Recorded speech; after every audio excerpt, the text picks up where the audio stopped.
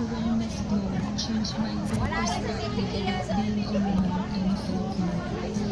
I will never forget the warm support and the loudest cheers of my kababayans when I competed in Toronto, Canada.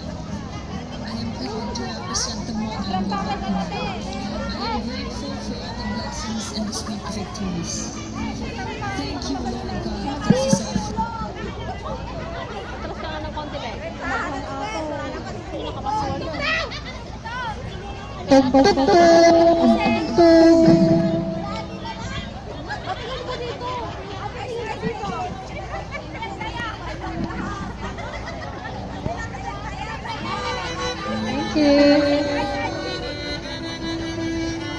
Alright, ladies and gentlemen, the farewell welcome our former queen for the NCI Bikini Challenge. When I was younger, I have always admired the glamorous queens who would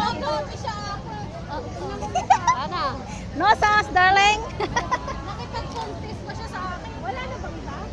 Meron doon. Mamaya, balaklakan tayo ko. Saan kayo makalo? Sa unahan lang yan.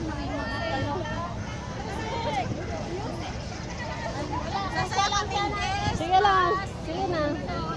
Despacito. Uy! Babayagam ah! Babayagam mo ba? Babayagam! Oh, sexy Angel! Babayagam! Ang sexy naman ni Angel! Aray ko! Sorry!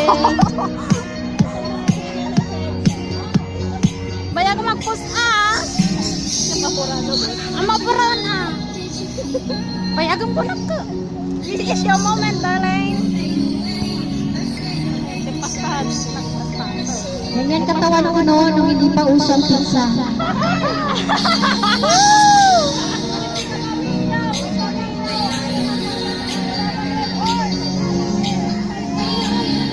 Sa hinaluan ng Red Horse.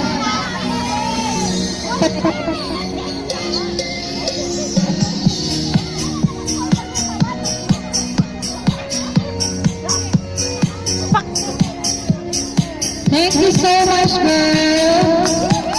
You're such an inspiration for the NCI Bikini Challenge.